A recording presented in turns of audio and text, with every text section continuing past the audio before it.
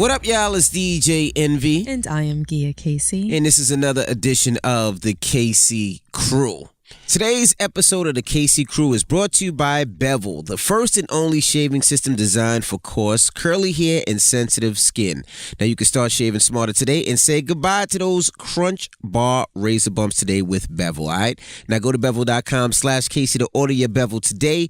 That's GETBEVEL.com/Casey, all right? And shout out to Bevel because Bevel has me smooth. Always. And I'm talking everywhere. Everywhere. Now, before we get this podcast started, I want to say thank you, babe. For what?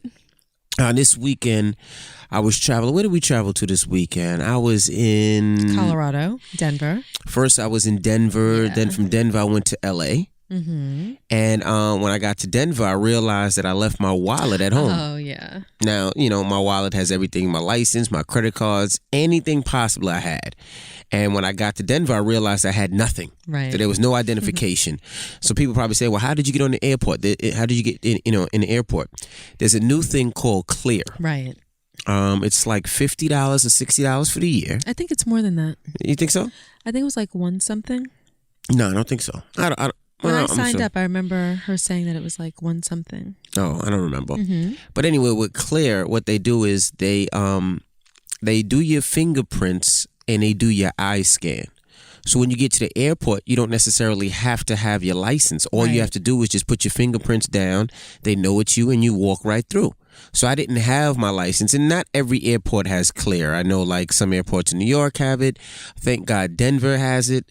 LA doesn't have it. So, you know, going from Denver to LA, I was able to make it, but I didn't have my license. So what Gia had to do is she had to get all the 5 kids in the car and grandma and drive from Jersey to Manhattan. Charlemagne was taping his show on Friday, so he was still here, and give the wallet to Charlemagne and Wax, which is his security, to make sure they gave it to me the next day. So she had to get up at like 11:30 at night, get all the kids dressed, put all the kids in the car, all because I left my license. And I appreciate it. I just want to say thank you. Oh, you're welcome. Happens to the best of us. I thought about it. I was like, driving to the city is nothing, but when you had to put 5 kids in the car and drive to the city, and them heifers will be crying and screaming. Why they gotta be heifers, All though? right, my babies will be crying and screaming in that car 11:30 at night. Mm-hmm. I was like, if that was me, I'd have been like, babe, you in trouble. You got to figure it out. No, you would have done it for me. Nah, I definitely would have done it. Yes. But you know what I wanted to talk about today? What? A lot of people, you know, when they talk about our podcast, they talk about, you know, some people say it helps them. Some people said, you know, that it creates conversation, which sometimes create arguments. And I wanted to talk about some of our arguments that we might not have discussed before. Okay. What kind of arguments? Some of the arguments we still argue about to this day. What do you? Because we never really solved the problem. What are you talking about? All right, I'm going to set a scene.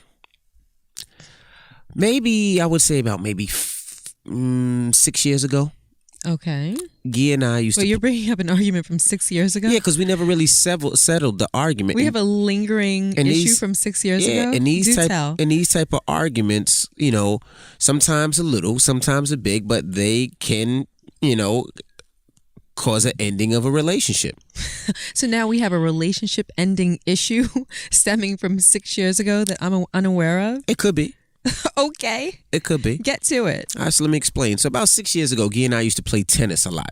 Oh my gosh, yeah. And I tell everybody that we're competitive. We're competitive about everything. Whether we were playing tennis like 4 days a week. Yes, like it doesn't matter what it is. Gia and I are competitive. And when I say competitive, I mean, I'm the type, if we're playing basketball against each other, I'm going to try to dunk on them. No, worse than that. You're going to try to throw me an elbow or two. Hey, whatever it takes to win. Like, yeah, that was my ovary. You're like, you be all right.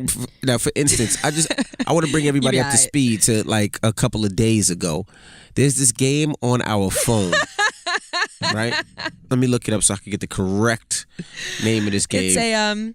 It's a word scrambling game. It's called All Mixed Up. Unscrambling game. Right, called it's called All Mixed Up. And what it does is it gets 4 letters and you have it gives you 4 letters. You have 60 seconds to make as many words as you possibly can. To unscramble as many words as you can in 1 minute. And Gia and I battle.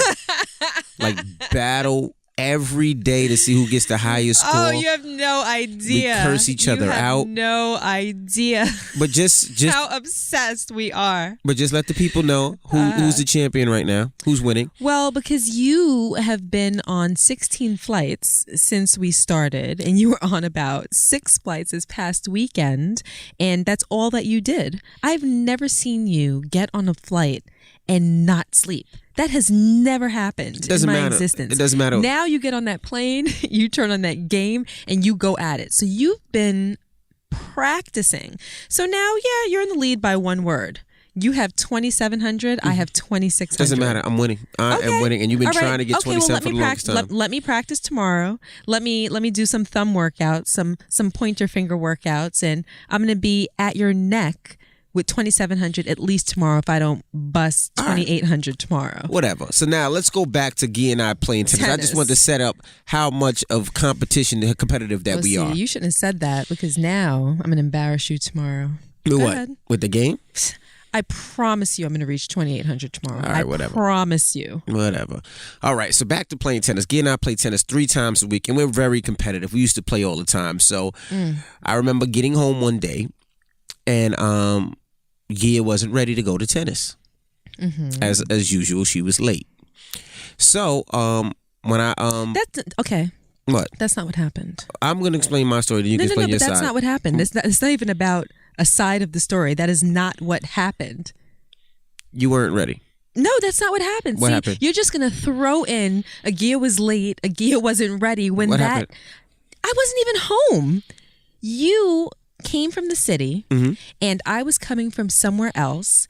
We both the plan was that we were running late, both of us, for our instructor, and you were going to get home, get ready, and bounce there ahead of me because you were going to make sure that we were good. The instructor stayed, he waited, everything was fine, and then you had somewhere to go afterwards. So you were headed home, I was headed home, and we got home at 2 different times. I wasn't late. So who got home first? Things up. We weren't racing to get home. What is that? How is that even relevant? So we were competing to see who got home first? No, that's not what happened. Well, let me explain my side of the story, then you can explain your side. Okay, but just keep in mind, I wasn't there and I wasn't running late. So anyway. Okay, you're going to stop tarnishing my reputation in the streets. I pull up to the back of the garage, right? Now, mind you, it was a nice vehicle. It was my Ferrari convertible. I pull up right behind the garage. I run upstairs. I change my clothes. I realized that the car had no gas. So I jump in another vehicle that was in the front of the house and take off, right? I mean, that's what you did, yeah. Okay, I take off going to tennis. Now, Gia, who comes downstairs, she jumps in her vehicle. Well, I get home, I park in front of the house instead of by the garage where you left the Ferrari. I went inside, I changed, I went in the garage to take another car. I got in the car, and then I opened the garage. Go ahead. You opened the garage, and then you backed into the Ferrari. I mean, technically, that's what happened. It wasn't just a back. It wasn't like you were going 1 mile per hour. No, you had to push the gas and back out of the garage. Well, how else do you think the car would move? If most people just let go of the brake and the car rolls back. Like you pushed the gas like you was... like I was driving? Like you was really trying to get out that garage. I was. She trying to get out of the garage. Hold on, let me finish. She runs into the back of the... She runs into the side of the Ferrari. Right? Causes $35,000 worth of damage. Not only did she hit the door, she hit the front fender to the point where you couldn't even open the door of the car. The right? front fender? The front one. It was the panel, the front not the fender. Fender panel towards the door. $35,000 worth of damage. Which, hold on a minute. That sounds like there was a massive amount of damage. There wasn't a massive amount of damage. It was literally an indentation on the door panel and the front panel. The problem is that when you buy an exotic vehicle, any kind of damage is an arm and a leg. No, not $35,000. You really crashed into the back of the car. So let me explain. But it wasn't awful. So let me explain. So then she calls me and says, "Why would you park the car outside of the garage?" Yes. And I said, "Well, I needed to know, why would you do that?" Because I was in a rush. And you was like, "Well, I just crashed into it." Right? I said crashed into it. I said, "All right, well, let me explain, right?" Gia has a new car, right? Now, the truck that she crashed into the Ferrari with has rear view cameras, Yeah. has rear view sensors, Yeah. and you have a rear view mirror. Yeah. There is no way you should have crashed into that car. Oh, there is a way. There was actually. 3 things there to prevent you from crashing into the car, to driving backward, and you didn't care.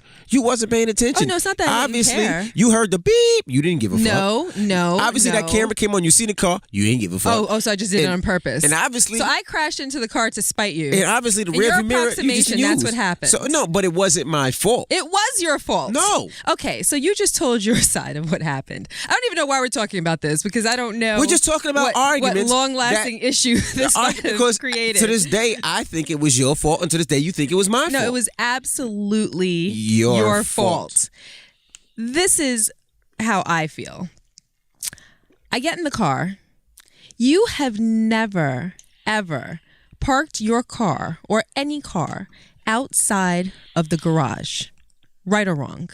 That's right. Okay.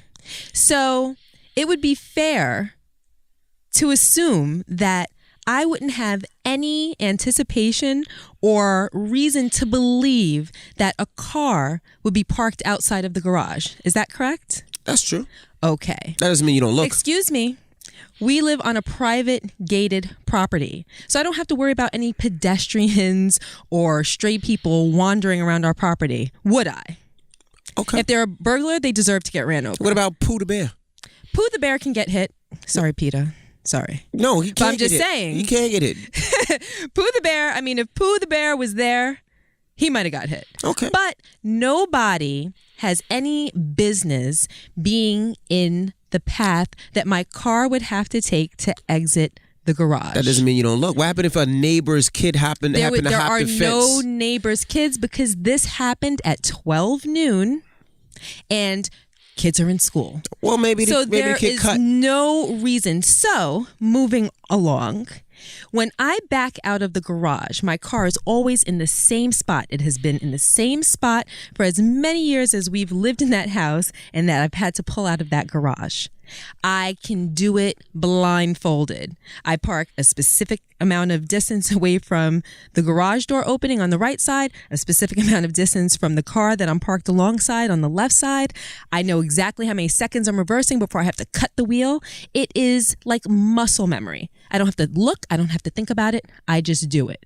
And that's exactly what happened. And I pull out at a speed that, first of all, I didn't use the rear view video camera that you're referring to. Obviously. I didn't look at that. No. I looked in my side view. I glanced just to make sure that I'm clearing the wall. And that's about it. And I began to reverse. So when them sensors started being beep, beep, beep, you didn't see? Rashawn, honestly, I didn't even hear the sensors beep. And you know why? My music might have been up, or maybe I was reversing at a speed where by the time that it beeped, I probably already hit your car. Well, your carelessness cost us $35,000. The car had no business being there. So, I mean, technically, you can say, "Oh, you should have looked. You should have did this." You should have. But it makes perfect sense that I didn't. No, it doesn't. It does. You have all these preventative measures that I didn't to back up. Then you know what? And I use that when I am driving in public, when I am driving on a street where there are pedestrians and other cars. It could have been a kid's toy there. It could have been anything. And if there was a kid's toy, it deserves to get run over because they shouldn't be leaving their toys outside. Let's say I was leaving. If it was a ball, if it was anything. But let's say I was leaving and passed out right then and there and fainted. You would have just ran me over. You would have got ran over. Yeah, that's not right. You should No, look. but actually, I'm kidding. You called me and told me you were on your way. So you know what? So we need to get you a bare bones car since you don't use the rearview mirrors, you don't use the sensors. No, I use it, but I don't use it when I'm driving on my property. Obviously, the only thing you there use has no business is the radio. Being any stray people or any stray cars. All I'm going to get you now is a car with a radio because what do you obviously mean anything you're going to get me? I get my own cars. Now, the next car we so get I don't for need you to get me a car. is going to be the car with just a radio because you don't use the camera, you don't use the sensors. So my windows you don't can't go up and down. Nah, I get no heated you're going seats? to roll up windows. That's all you need. Oh, Roll up. okay. That's all because you didn't hear because your radio was too loud. But and it cost $35,000 to fix your mistake. No, it cost $35,000 to fix your mistake. I tell you what, though, you've never parked a car in that position outside of our garage since then, have you? No, because I have a wife that doesn't use rear view mirrors, sensors, or a rear view camera. No, you just learn to be more patient and less careless, and you've decided to park your vehicle in the spot allotted to it when you get home instead of just leaving it carelessly in the path that I have to pull out of every day. And I tell Why the kids, would you like that's like, oh, you know what, let me go skip through traffic. No, it's not about skipping through traffic. You don't intentionally put yourself in the path of danger. You don't put yourself in a position where something is likely to happen to you. That's called carelessness, and you were careless. No, and I tell Yes, our kids, if they're outside playing basketball and they hear the garage open and they think it's mom, run. I tell the bears and the dares out there, I put a sign to them. I said, look, if you see this crazy bitch, run, because she'll run your ass over. But like I said, I won't touch Bambi. All right, that's $35,000 worth of damage because you were careless. That you could have dodged that bullet. That if argument, you had parked your car where it belonged. You didn't park it where it belonged. Because it was somewhere that it didn't belong, damage was created. Because you didn't use that rear view camera that we paid so much money for with the rear view sensors. Now you sound ridiculous. Yes, you cost us $35,000. No, you cost us $35,000. That was you. No, that was you actually. That was actually you. No, that was actually you. I don't know if this was supposed to be the argument of the week or we just tell our story, but that was you. I was just talking about arguments that could have ended our relationship because I was pretty pissed off. That could have ended our relationship. Hell yeah, $35,000. You sound so utterly ridiculous it's right utterly now. ridiculous. Why? Because you just won't say so it now was we my don't have fault. insurance, right? No, because you didn't say it was my fault. Hold on. So now we don't have insurance, right? All you had to say was it's okay. my fault. Just say it. It was not my fault. It was your fault. That was your fault. The car should not have been there. Okay? Like, I'm not going to leave a piece of jewelry somewhere where someone is able to see it and take it because I can measure the risk. If I leave this here, something bad might happen. It might get taken. So I won't do that. You put your car there and you put it in a risky situation. A risky situation? Yes. It's my house. Yeah, then you know what? You should have parked it where it was in the path of your car, not where it was in the path of my car. Get it? No. Okay. Anyway, so that was one of those arguments. Another one of those arguments, which was my fault. A little bit. What?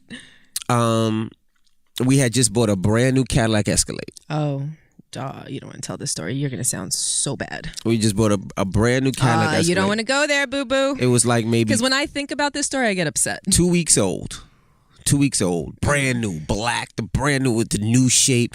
You know, fellas, it was just dope. Escalade. It was black with the cream leather. It was brand spanking new. This is right when the Cadillac changed shape. We were the first ones with it, right?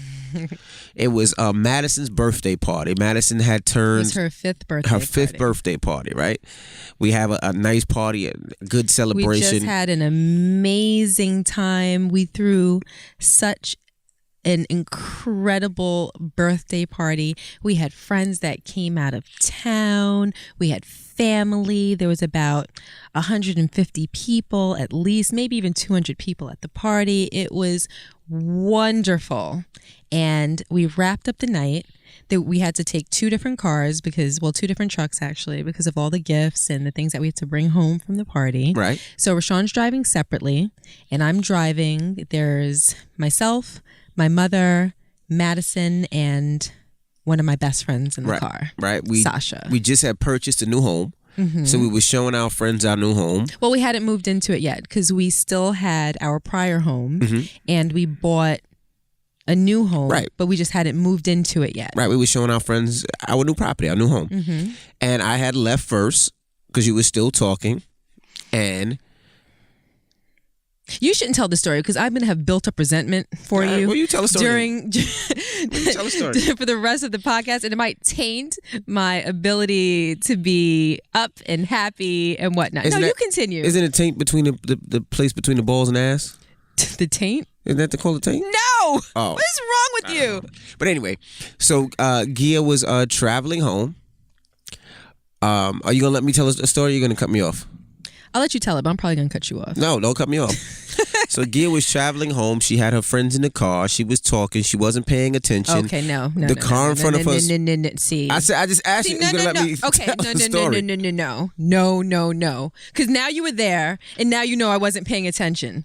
Are you going to let me tell the story? No, for the record, I'm an incredible driver. I don't even think that you drive as well as I do. Can I tell a story? So you're gonna cut this early, okay? Because I don't want to have to be upset with you because you're ruining my reputation on different levels. Can I tell a story? Now I'm late and I can't drive, right?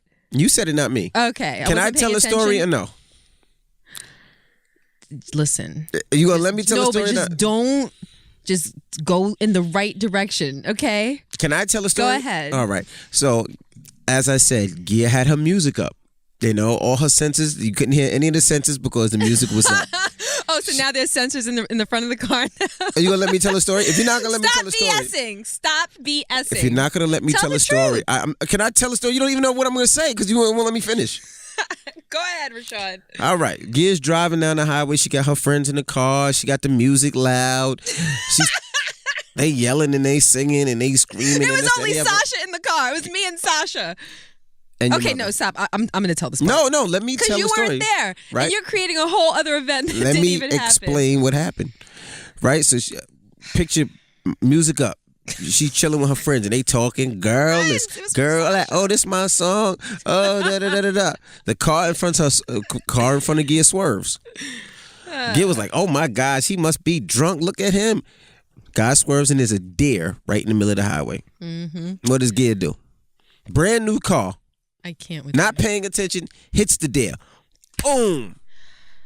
This is not what happened, people. Car's 3 weeks old, brand new black car, brown leather interior. She hits the car, boom. The whole front of the car is damn near wrecked. It exploded, right, Rashawn? The whole front of the car just exploded, right? Exploded. I said it's damn near wrecked. So she calls me. Wait, no. I'm going to tell them what actually happened at this point, okay? Hold on. So we're on our way home. Mm-hmm. It's myself, my mother, Madison, and my friend Sasha in the car. And we were actually talking. The music wasn't even on. We're all talking. I was asking Madison if she enjoyed her birthday party, etc. We're on the highway. The car in front of me just swerved, and it was another SUV. And when their car swerved, I saw the car kind of like go topsy-turvy, like it tilted, like it swerved crazy. Mm-hmm. And as soon as they swerved out of the way, there was a deer, but like a game deer. Like it wasn't just, like the deer that runs through, our backyard and whatnot, or you might see at your window in the morning or, something like that. It was like a deer that would be hunted. It had antlers. It was gigantic. As soon as that car swerved, it was standing right in front of my car. So, they say that, like the term a deer in headlights. Right. So the understanding is that when deer see headlights and they're startled, they're petrified, they can't move. Mm-hmm. So the deer must have been startled from the other car's headlights, and they had enough reaction time to swerve out of the way. But by the time that they swerved, the deer was right in front of my SUV. And I crashed right into him. And the glass from the headlights went flying everywhere. It hit the windshield. The deer I saw spun out of the way. And then I pulled over. I got out. I looked back. I saw him off to the side of the road. I looked at the front of the car. There was blood everywhere. And there was all types of damage to the front of the car. Thank God I was driving an SUV and not a car, because a lot of times what happens, especially if you hit a deer with antlers, and this is how some people lose their lives, you hit the deer and the deer comes over the hood and crashes through the windshield, and sometimes the antlers stab people in the chest. Mm-hmm. And they die that way. Mm-hmm. So obviously, we were too high, so that didn't happen. So I call Rashawn and I tell him what just happened. Shoot. She calls me. You might want to alter facts at this point. She calls me. Now, mind you, this car is 3 weeks old. Beautiful black. You're pathetic. Can I tell my side of the story? You're pathetic. Can I tell my side of the story? Beautiful black car with just waxed and clean and come on, please stop it. Go ahead. What did you say? Brown leather. What did you say? I'm like, what's up, baby? Like, I just got into an accident where I hit a deer. I'm like, really? I'm like, what happened to the car? Don't look at me. What? No. Okay, let me tell them what really happened. You were like, word? What's the damage like?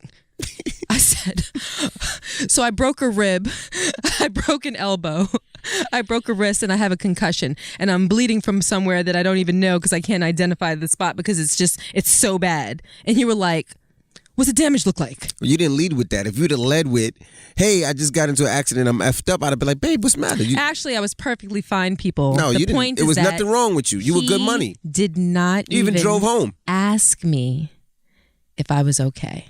So this is how it should have went. Hey, babe, I just got into an accident. Oh my goodness, are you okay? Are you okay? Is Madison okay? Is everybody okay? Is your mom okay? Are you all right? Did you call the police? Did you call the ambulance? Are you hurt at all? Where are you? What part of the highway? I'm on my way. That's what it should have sounded like. The only thing that you cared about was the truck. What kind of damage? Assess the damage. How much does it look like it's going to cost to fix? Like we don't have insurance. So you cared more about your $500,000 deductible than my safety and the safety of your 5-year-old? I'm just saying, but it didn't end there. So we get home. Okay? Because he was still on his way. And I might have been 5 minutes. Don't look like that. What? Don't look like that. Don't look like that. Don't look like you regret telling the story now. I don't look like you regret telling the story now. So he gets home. He's waiting for me at the front door. So I pull up with this explosion in the front of the car. All blood all on the car, guy. The car exploded. Beautiful black wax job. Right. Rashawn, you should stop that. I'm just telling you. Should stop this that. was 10 years ago. Okay. It was 10 years ago. It was 10 years ago, so I can laugh about it now. Because Madison's 15 now. That's right. So I pull up. I get out of the car. You didn't even look at me. You didn't say nothing to me. You walked to the front of the car and you gave it like a complete analysis. Still said nothing to me. Turned around, walked into the house. So we have a staircase right in the middle of the foyer. And now all of our friends are pulling up and everything. And everybody kind of congregated in the foyer. And we're sitting on the steps. And I sat there and you were like, so tell me what happened again? I was like, what more do you need to know other than the fact that I hit a deer? Like what do you need to know? Clearly you didn't care when I called you. And you're like, nah, just tell me, like, how did you manage to hit a deer on the highway? Like, deers don't even be on the highway. I'm like, so I hit the imaginary deer that was galloping across the highway. So everything that you see is imaginary damage and imaginary blood because the deers don't be on the highway. So everybody's sitting there flabbergasted. And I was like, yeah, so he's an asshole sometimes. So just pardon him and all of his assholery because he can't help himself. But when you guys leave, there's going to be holy hell. Right now, I'm going to contain myself for the likes of you all. And I don't want to completely ruin your night because it's already off to a bad start. So for right now, I'm going to pretend as though he didn't just say what he just said. He didn't do what he just did. I'm going to pretend for you guys' sake. They were like, thank you, Gia. I'm just saying, you could have missed that there, though. Rashawn. If you didn't have the music up. That was so bad. If you didn't have the music up, you wouldn't hit that there. That was so bad how you reacted. And and this is the thing, you genuinely didn't care. I did care. You didn't care. I did. You didn't even ask me if I was okay. You didn't sound like you were in pain. From me saying, hey, I just got into an accident, you could tell if I had a broken rib. Absolutely. Or a broken femur. I can tell when you're hurt or when somebody's hurt around you or if you're nervous. You weren't nervous, so I just knew it's this car. Okay, so the first, 1.3 seconds of that conversation, you assessed that. So listen. So much so that you thought that you shouldn't have even asked me. You hit my car. What? The deer hit your car. We even. The deer hit the imaginary deer with the imaginary blood. Yeah, hit your car. We even. Okay. We even. Uh-huh. But I was wrong in that situation. I admit it. I mean, you admitted it. You admitted it probably the next day. Yeah. Oh, but it was so... I carried that for so long. I carried that for a long time. Yeah. That would be like one of those scenarios where everything is good. We could be laying in the bed watching TV or out to eat, and then it crosses my mind, and then my whole attitude changes for the rest of the night, and I just look at you and roll my eyes, and then you're looking at me like, what happened? I'm like, nothing. And the whole night just goes straight to shit. Yeah. That happened for a while. Like it probably took me like a good year. Well, to even halfway get over that. Yeah, I felt the same way after you hit my car. No, you didn't. Stop Nah, it. You're exaggerating. Well, I just wanted to tell people about some of our arguments that we have. Some that almost changed our relationship forever. Listen, the garage and the sports car, that didn't almost change our relationship. Oh, because you didn't affect you. That affected me. Altered. But I didn't do anything wrong. You clearly did something wrong. We're not gonna go back and forth who did something wrong. You crashed into the side of my Ferrari, and that was foul. But all right. But I just wanted to tell people about how we argue, and some of our arguments are not all peachy and creamy. Sometimes you just have to have a discussion. And I was wrong. That was foul. Explain. Okay, so why was it foul? I care more about a car than I did. Yeah, what have you learned? I don't want to tell a story just for the sake of telling a story. No, sometimes you gotta realize that things and value of things are not important. I was more concerned with that black clean Escalade that nobody Can you please had. Stop? Not for nothing. Like it's an SUV. I'm just telling you what I looked at it and how I looked at it. It was, for you, it's just an SUV. To me, these are my babies, and my baby was cracked. And that's First of all, that wasn't like, your baby. It was my baby. All right, well, it was your baby. You don't even drive Escalade. Like I drive the Escalade. Like I drive SUVs. It was what it was. It was brand new. It was shiny. It was sparkling. Okay. So anyway, let me ask you a question. And you got blood all over it. Because you did change. Mm-hmm.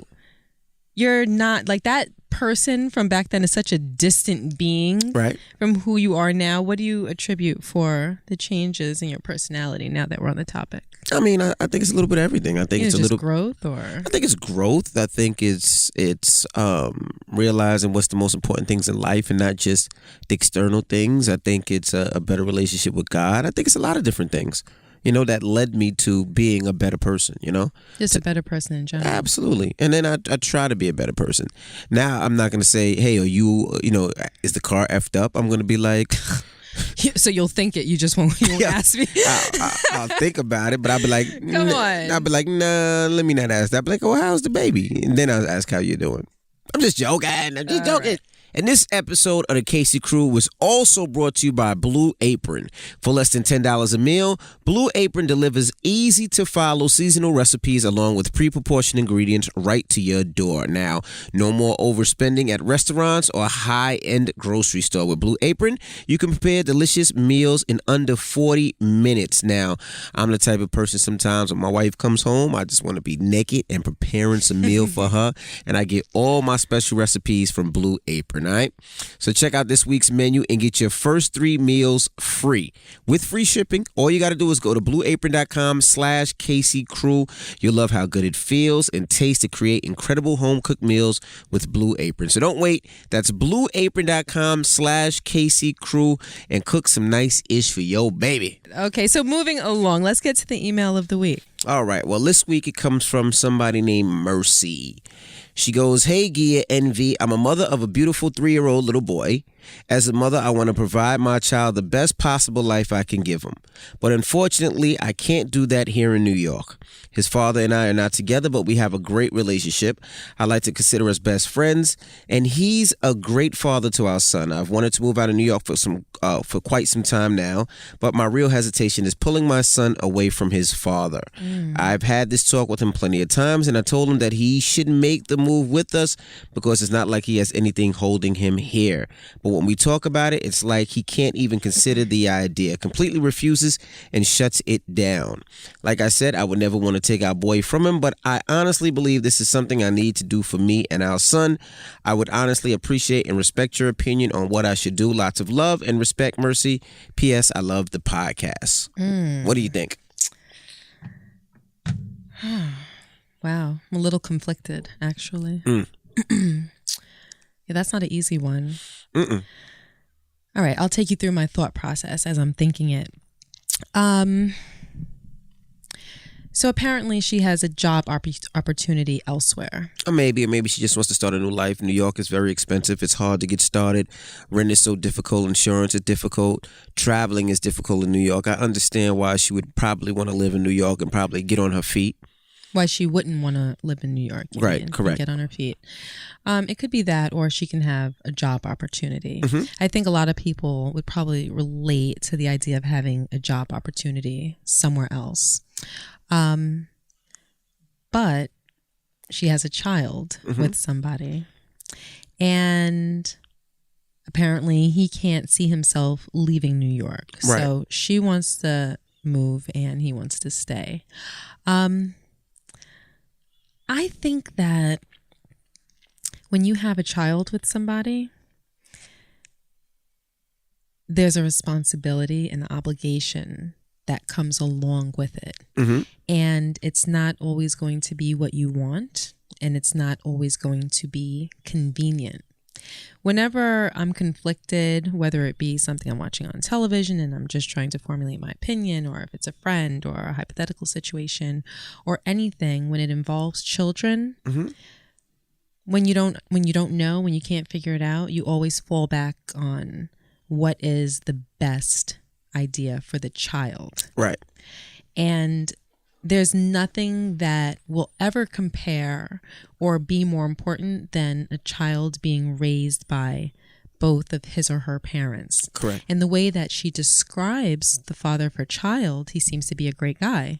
She said they're best friends, they get along. She seems completely sensible and reasonable.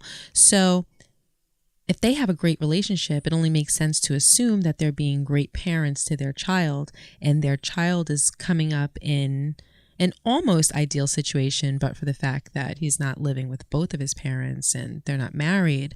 But aside from that, how much better could it be? Two people have a relationship, it doesn't work, they part ways, and they're still not just amicable, but now they're best friends. To pull a child away from that situation would be a disservice to the child, even if she can provide a better life, even if she has more opportunities elsewhere, even if she's able to support herself better or climb some type of job ladder, or, even if she's setting up her career, even if anything, it kind of pales in comparison to having your 3-year-old who's just budding and who's just getting all of their sensibilities together and, their personality is becoming intact at the age of 3. And right. To not have that child around his or her father, it's a girl or boy, did she say? Boy, I believe. I think she said a boy. To raise him in the absence of his father, I think would be a disservice to him. So I think that, in my opinion, I believe that if she can't convince him to go, that she needs to make the best of staying in New York, because she made that decision when she had a child with somebody. Right. I look at it this way. I look at it as a parent. The most important thing for me is to protect and provide. And me saying that is, it depends where she lives in New York City. If she lives in New York City in a place where it's the hood and it's ghetto and it's detrimental to her son's life, then I think that she should move. Well, she can move to another part of New York. She doesn't have to move across the country or to another state. That's true. And pull him away from his father. That's true. And the reason I say that is because if she's living in an area where it's not safe for her child, finding another place to live, is detrimental. And the reason I say that is, let's say you live in the hood in New York City, right? And if you live in the hood, rent is cheaper. So to leave that hood and to live in a better area, it's going to cost more money. She might not be able to afford that dollar, that amount.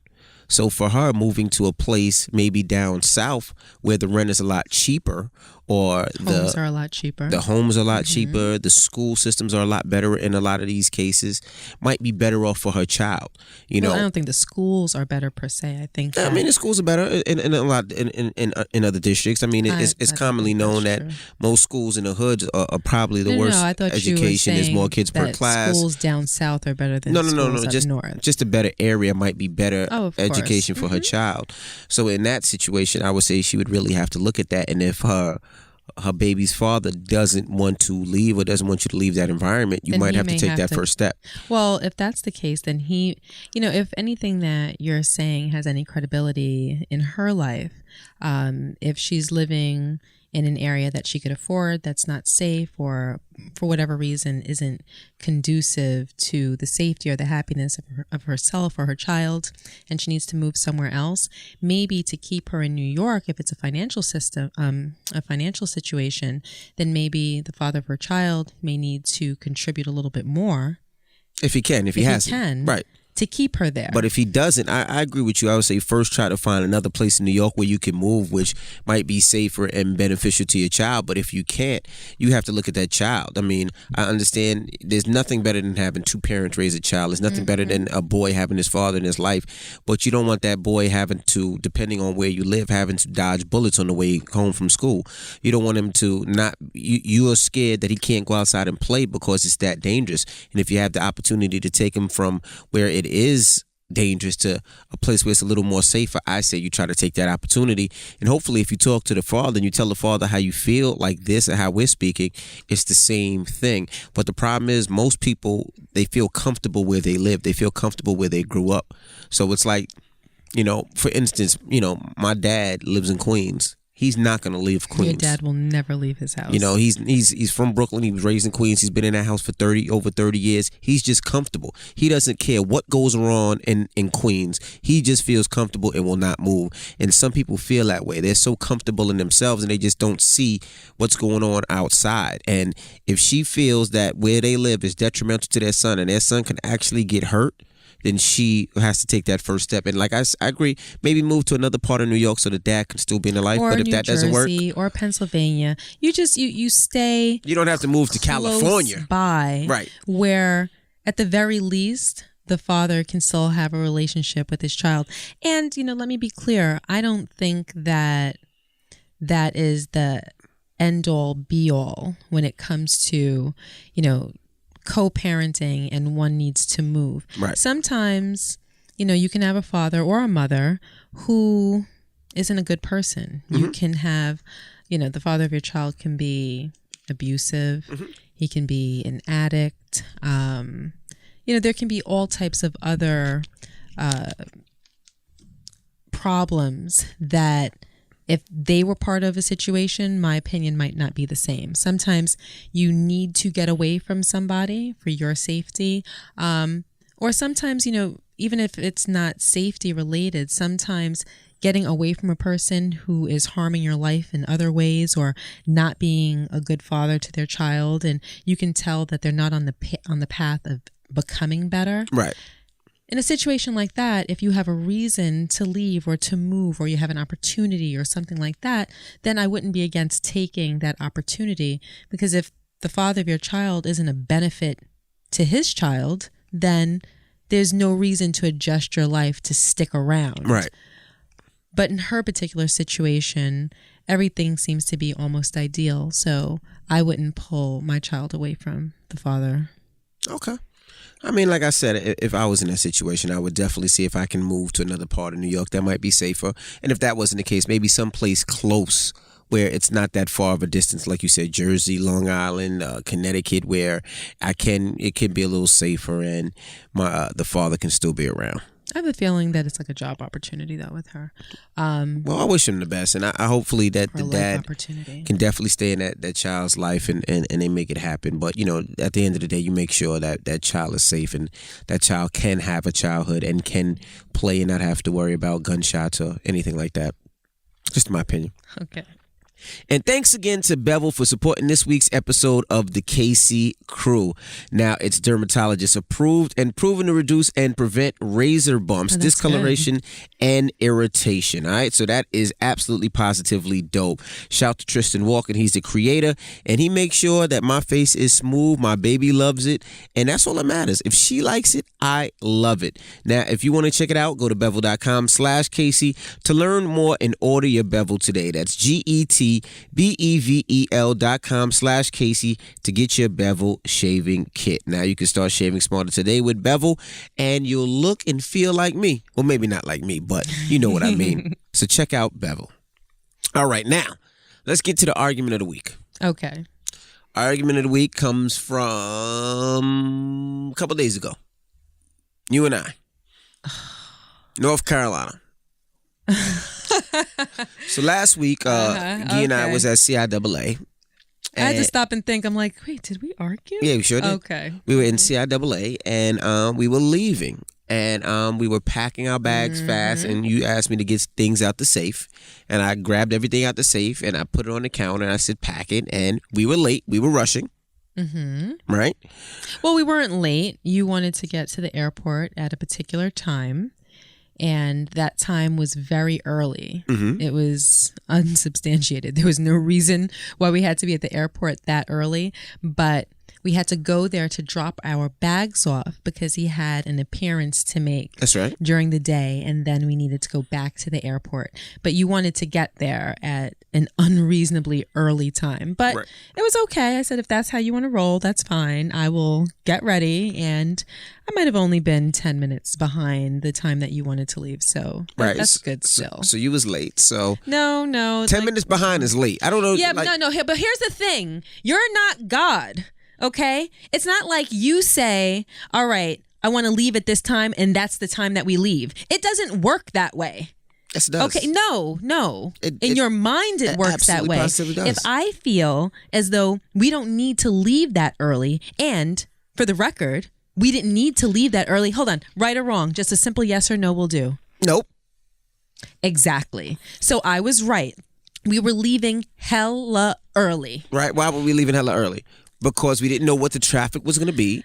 We didn't know. You never know what the everybody's leaving North Carolina. A So UFO can land on so we the give ourselves a little and extra hold up time so we don't have to worry. 6 hours, so we have to leave stupid early. Yes. Like, listen, stop it. So I disagreed. So in my mind, I'm like, okay, he can think we're going to leave at this time, but we're not actually going to leave at that time because he's ridiculous with this. Okay, so let's explain. So that was a disagreement. I wasn't late. In your summation, I was late, but late. in my mind, I was perfectly on time. 10 minutes late. I said, let's leave at 3. You were ready at whatever.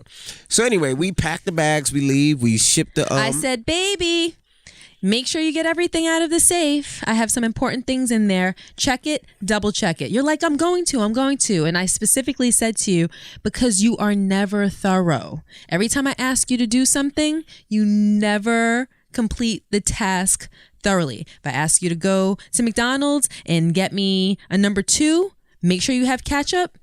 You're going to bring me back a bag that has no ketchup. Shouldn't be eating McDonald's Anytime that I ask you to do anything. I'm trying to save you. And it can be 16 times in a row. Who eats McDonald's? I eat McDonald's from time to time, and I'm not ashamed to say it. I know.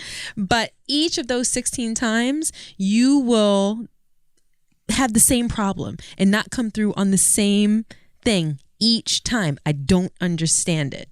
You're not a thorough person. You don't do anything thoroughly. Can I finish my story? Go ahead. So we send the luggage.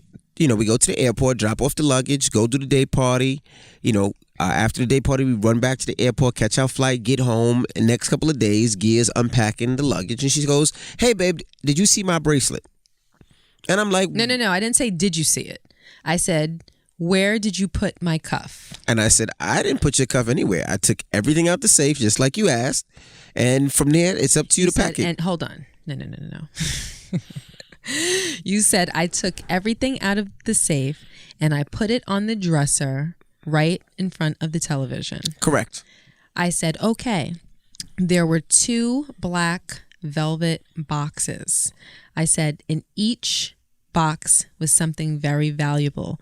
Are you certain that you took 2 boxes out of the safe and put them there? You're like, I took a bunch of stuff out of the safe. I said, yes, I had a lot of things in the safe.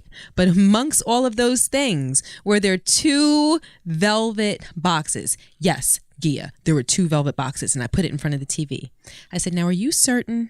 You said yes. Mm-hmm. I said, because I took everything that you put in front of the television and I put them in my purse because I don't pack, things that are particularly valuable. So I said, I took everything and I put it in my purse. Right. I said, so I need to know. I said, because I was rushing to accommodate you and I just put everything neatly in my purse, but I wasn't taking inventory as I was, don't look at me like that. I said, I wasn't taking inventory as I put it into my purse. So I want to make sure that you are certain that you took it out of the safe, because I cannot imagine where it could have gone. Right before I walked out of the room, I panned the room and there was nothing in plain sight. I didn't do what I usually do. I didn't check the garbage can. I didn't check underneath the bed. I didn't check behind this or behind that. I didn't, take my stuff out of the shower. I didn't do those things that I typically do. So I need to know if you are certain about the information that you're giving me. Yes, I'm sure. I thought I was sure. You thought, see, you can't think that you were sure. I got a lot of things on my mind. That's a contradiction. You can't think. I got 15 jobs. I got a lot of things on my mind. I thought I took it out. That is a contradiction. I thought I took it out. Either you're sure or you're not. So if you say, I think I did, that implies that you're unsure. Well, you need a checklist. Just like I have a checklist. Every time I go out, you carry like 4 things. All right, that's my checklist. Every time. When I go, I have your ring, your watch, your earring, your bracelet. That's it. No, I have my ring, my watch, my earring, my wallet, and my chain. Those are the 5. That's my checklist. Yes. And every time I leave, I make sure I have those 5 things. Right. I have one of each of those for every outfit that I'm carrying when I go out of town. Well, so my checklist is a lot greater. Well, you should write it down. Okay, but that's not the point. So we get home. The point is that you told me that you were sure that you took my cuff out of the safe. I thought I did. That's the point. I thought I did. I checked my checklist. I had all my shit. Because that's all you care about, right? Nah, this my checklist. I mean, I had all my stuff. I had my shit on me. I had all my stuff. So what you had, that's your business. We get home and you can't find it. And then you say, it's your fault because you rushed me. That's what you said. It's your fault. I can't find my bracelet because you rushed me. I didn't say that. I might have implied that. No, you did. But I didn't say that directly. You didn't have to say. You implied it. I implied it. I directly implied it. And I cursed it out. I cursed you out under my breath. Better keep it under your breath. I was like, fuck that. That's the best you could come up with? I said some other things too, but it might be not nice for But you know what's funny? You smiled at me the whole time. You didn't try to antagonize me. Nope. You know why? Because you knew that you were unsure. Yep. You knew that you lied to me. I didn't know I lied. I said I thought I was sure. No, you lied about being sure. I wasn't 100%. If you weren't sure and you told me you were, that's a lie. No, I was 99% sure that I took everything out the safe. Dude, you wasn't 99% sure, so that 1% kind of creeped in? Happens sometimes. No, that go 1%, ahead. yeah, right? So Gia's looking all over for her bracelet. She can't find it. Now, this bracelet is a Chanel bracelet, and they don't make it anymore. So it's vintage. You can't get it anymore. I tried. So I called. It wasn't just a bracelet or a cuff. It was extraordinarily limited. I said that. And I'm not going to go into the details, but it was very, very, very special. You couldn't get it no more. And it's hands down the nicest cuff that I own. Right. So I was sick. Couldn't get it anymore. So I called a couple of the Chanel people. Can you stop hitting that? Sorry. I was like, can you give me this bracelet? They're like, nah, that's sold out the company. Can you give me? No, but it's sold out in the company. Can you give me this? Nah, we haven't made that in years. That was guilt making those phone calls. I was like, damn it, man. Guilt I was like, well, was making those. Guilt was on the phone. While you thought you were on the phone, it was guilt. I was like, excuse my French, I told this bitch to be ready on time. If she would have been ready on time, she could have checked the room herself. So Gia almost cried. I didn't almost cry. Yes, you did. I was very upset, freaking almost cried. Tears were almost about to drop down your eye. No, they weren't. Yes, I was very upset. He wasn't talking to me. I definitely wasn't about to cry. She wasn't talking to me. She was being mad evasive. She wasn't fucking with me at all. I'd be like, I'm hungry. She'd be like, eat your thumb. Like, that's how bad it was. I said, all right. Actually, you were like, I'm hungry. I'm like, so what do you want me to do about it? Yeah, he was nasty. I said, all right, I let her live. I said, all right, I'm cool. All right, no problem. So then, because you knew. I didn't know anything. You knew that you didn't know. You see that feeling that you had is the same feeling I had when you crashed into my Ferrari. Oh, give me a break. But anyway, so then we start talking about it, and Gia calls the people at the Valentine, has them looking all over for this bracelet. They can't find a bracelet. They check the person that cleaned the room. They are running out the room. So somebody else was in the room. They couldn't find this bracelet. Gia calls one more time with me on the phone, right? No, because I said to you, there is no explanation for where this cuff could be. It was absolutely in the safe. Right. I distinctly remember like a video reel in my head, putting 2 boxes in there along with my other things. And, they don't have feet.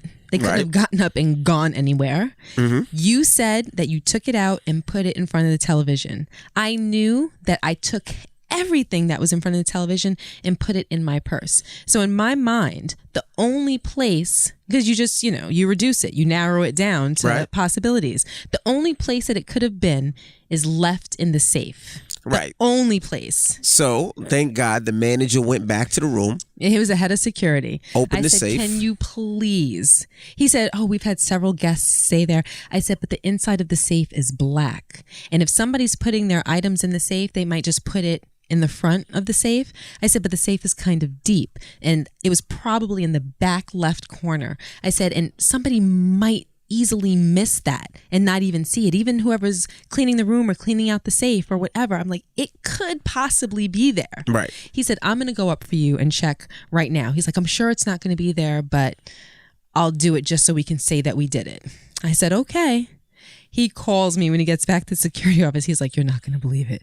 I was like, you found it! Yes, they found the bracelet. It was still in the safe. Yes, he said, I see exactly what you mean by it's dark in there and the black box and everything. I understand. I apologize for putting you through these couple of days of, wonder and being upset and whatnot. And then he took it out. He was like, oh, now I see why you were so upset. So... Yeah, so she got her bracelet back. Yes, I physically don't have it. They shipped it to you. Yeah. So I'm sure you're happy about that. I was like, make sure that it has to be signed for and everything. I don't want any more mishaps. So, the lesson of that story is, women, if you have your own shit, you leave with your own shit. You don't expect your husband, boyfriend, or fiance to worry about his stuff and your stuff. So I can't worry about you. Like worrying about your own 6 things, like you're not going to help me. I got my but you know what? Okay, let me just say this too. Ring, watch, because this is something else that upsets me. Wallet about you. Me? Yes. Mm-hmm. When we are getting ready to go somewhere, I mean, not for nothing, you take a 10-minute shower. It takes you about 4 minutes to get dressed. Mm-hmm. You're not a metrosexual, so you don't do like the whole primping thing. You're not big on like toning or moisturizing or anything. You're like 1, 2, 3. I take a shower. I put my clothes on. You might put a little Aveeno on your face or something like that. What's wrong with that? I'm a man. You put on your jewelry and you're ready to go. Yep. So your entire process is about 22 minutes flat. Okay. Right? Me, it takes me an easy 2 hours to get ready. Right. So if we begin getting ready at about the same time, you have well over an hour and a half of time in which you have nothing to do. Oh, I do. Sleep. I sleep. Exactly. So if we have to get somewhere, it bothers me, especially if it's the airport. It bothers me that you never say to me, is there anything I can help you with? No, there is nothing I can help you with. What do you mean there's nothing you can help me with? There's nothing to help you with. There's tons of things that you don't like the way I fold. So you be like, don't fold my stuff. You don't fold properly. Don't touch my shit. Okay, so I can't fold your shit. All right. Then if I try to get something and pull something out, you be like, don't put my shoes like that. My shoes don't belong that way. My shoes belong like this. Oh, no, don't touch my jewelry. Put my jewelry in a box like this. So no, there's nothing I can do. You like your shit a certain way, so put your shit a certain way. But then you know what you could do? What? All right, babe, this duffel, is it packed? Okay, I'm going to put it in the car for you. All right, this carry-on bag, is it packed? Okay, I'm going to put it in the car for you. All right, I see that you're like stressed out and everything. Can I get you something to drink or whatever? Like you leave everything on me. You don't try to facilitate the situation. Instead, what you do is you linger around me with a nasty stare and you breathe heavily. All that does is make me nervous, make me angry, and make me forget things. So then we'll be at the end of our street and I'll be like, well, we have to turn around.